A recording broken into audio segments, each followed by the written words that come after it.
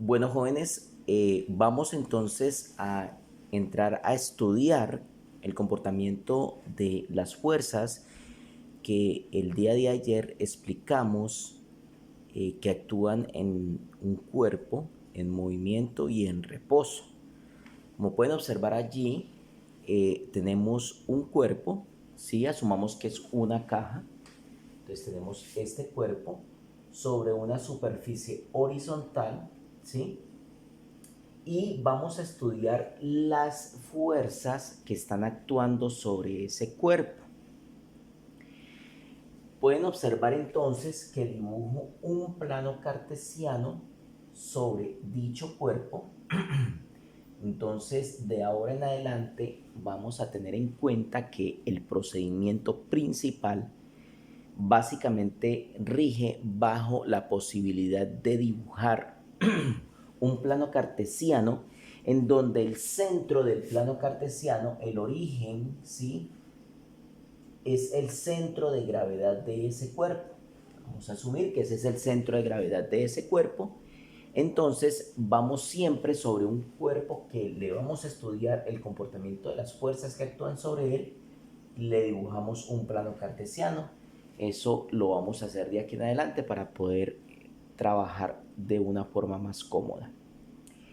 Miremos a ver qué fuerzas actúan naturalmente sobre ese cuerpo. Entonces sabemos ya que hacia abajo, ¿sí? Hay una fuerza que actúa sobre ese cuerpo y se llama la fuerza del peso, ¿sí? La fuerza del peso. Que hay una fuerza contraria a esa fuerza del peso que va hacia arriba, ¿sí? Y se le llama la fuerza normal. Ok, bien. Ahora vamos a asumir que ese cuerpo está siendo alado hacia la derecha, por ejemplo, puede ser alado hacia la izquierda o hacia la derecha. Entonces vamos a decir que está siendo alado hacia la derecha, ¿sí? Por una fuerza aplicada, una fuerza que se aplica allí, y que contraria a esa fuerza aplicada tenemos una fuerza de rozamiento porque el cuerpo se está moviendo hacia donde va la fuerza aplicada. Por lo tanto, hay una fuerza contraria a esa fuerza aplicada que evita que el cuerpo se mueva libremente, y esa se llama fuerza de rozamiento, FR. Ok, entonces ahí dibujamos todas las fuerzas que actúan sobre ese cuerpo. Mire que las fuerzas las dibujé sobre los ejes del plano cartesiano. Si lo observan, estoy asumiendo que esa fuerza aplicada la estoy ejerciendo, ¿sí? Sobre el eje. O sea, es una fuerza totalmente horizontal. ¿Cuál es el procedimiento entonces a seguir? Voy a hacer unos pasos para analizar el comportamiento de las fuerzas sobre un cuerpo que se está moviendo en una superficie totalmente horizontal y donde la fuerza aplicada es paralela al eje o al el plano de desplazamiento. Digamos que esto es como una mesa, ¿sí? Esta es una mesa y sobre esa mesa, esa caja se está desplazando. Entonces la fuerza que se aplica para que el cuerpo se empiece a desplazar hacia la derecha es una fuerza que es paralela al plano sobre el cual se está desplazando. Esta es la primera situación que vamos a estudiar. Entonces, los pasos son el siguiente. Cuando usted tenga un problema de ese tipo, el primer paso es dibujar sobre el cuerpo o cuerpos, ¿sí? Sobre el cuerpo o cuerpos, un plano cartesiano. Entonces puede ser que yo les haya dado a ustedes el cuerpo, ¿sí? Entonces usted lo primero que tiene que hacer es dibujar sobre el cuerpo un plano cartesiano donde el origen pase por su centro de gravedad. Eso es lo primero que usted tiene que hacer. Cuando empezamos el video ya el plano cartesiano estaba dibujado, pero entonces es el primer paso. Segundo paso para resolver un sistema de este tipo. El segundo paso corresponde básicamente a dibujar las fuerzas, ¿sí? Dibujar las fuerzas que actúan sobre el cuerpo, que actúan sobre el cuerpo.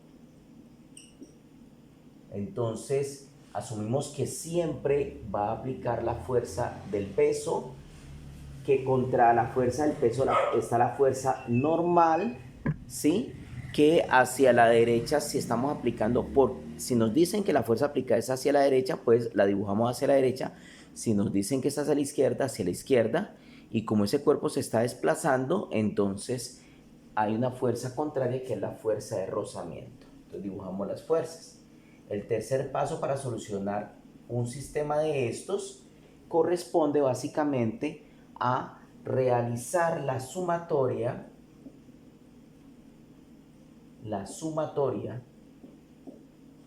Y recuerden que el símbolo de sumatoria es el símbolo sigma, es la letra sigma del alfabeto griego, la sumatoria de las fuerzas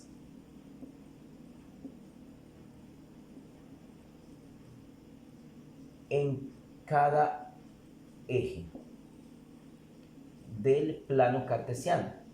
Por eso se dibuja un plano cartesiano, ¿sí? Para que después sea mucho más fácil realizarlo. Entonces, realizar la sumatoria de las fuerzas en cada eje del plano cartesiano. Y el cuarto paso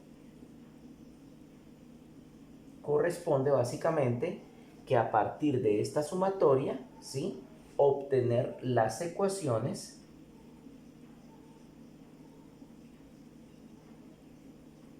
o fórmulas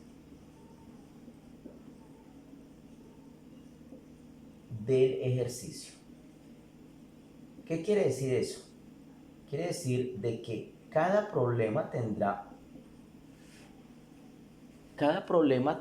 unas fórmulas determinadas. O sea, aquí las fórmulas no te las van a dar. Usted las tiene que obtener a partir del ejercicio, ¿sí?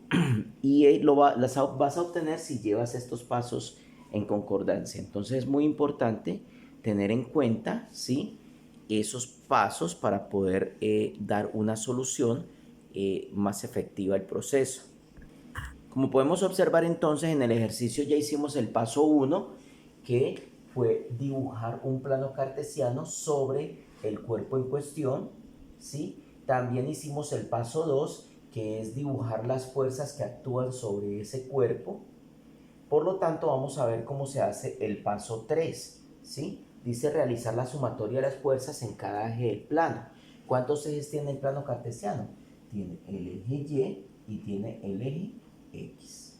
Entonces tiene dos ejes, el eje Y y el eje X. Entonces vamos a hacer este tercer paso. Entonces vamos allá primero la sumatoria de fuerzas para el eje X, ¿sí?, sobre el eje X. ¿Qué vamos a hacer? Vamos a ir recorriendo todo el eje y vamos a ver qué fuerzas hay sobre ese eje X y las vamos sumando.